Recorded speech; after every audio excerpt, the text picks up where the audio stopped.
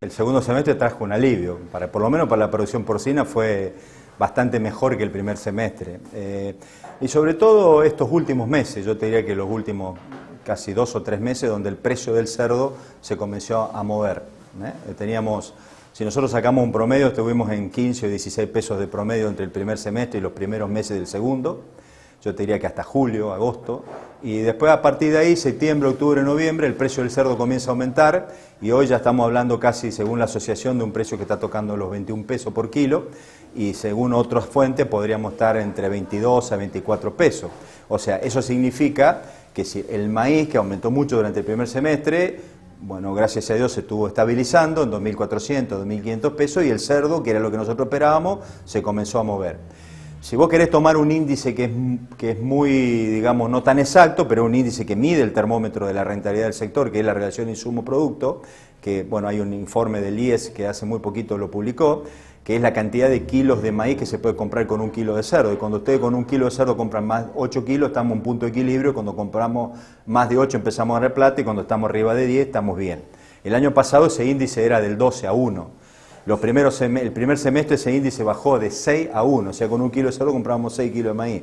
Y en noviembre estamos con casi 9 a 1. Por lo tanto, ese es un buen parámetro para ver cómo ha evolucionado en este segundo semestre la rentabilidad del sector y cómo en alguna medida nos empezamos a acomodar nuevamente. Yo creo que es uno de los factores, a mi entender, no tanto bueno, en realidad la disminución se produce por el encarecimiento de la carne vacuna. Y cuando uno habla del encarecimiento de la carne vacuna, quizás estamos hablando, sí, del principal impulso que ha tenido la carne de porcina para comenzar a acomodarse. Si vos mirás los valores, hoy creo que vamos a cerrar este año con 54 kilos de consumo de carne bovina, que es el más bajo del 2011.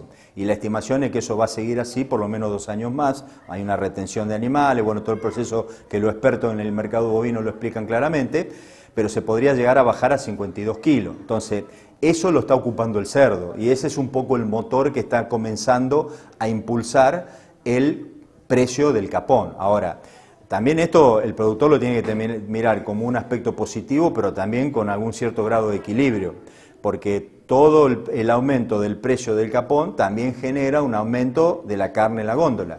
Y en alguna medida, cuando el cerdo en precio se empieza a acercar al precio que hoy tiene la carne bovina, se nos puede caer el consumo. Entonces hay que ser muy cautos. Yo creo que hoy hablar de estos valores de 21, 22, 24, 25 pesos, si no nos repercute tanto en el precio final a la góndola, estamos bien y vamos a tener una rentabilidad adecuada.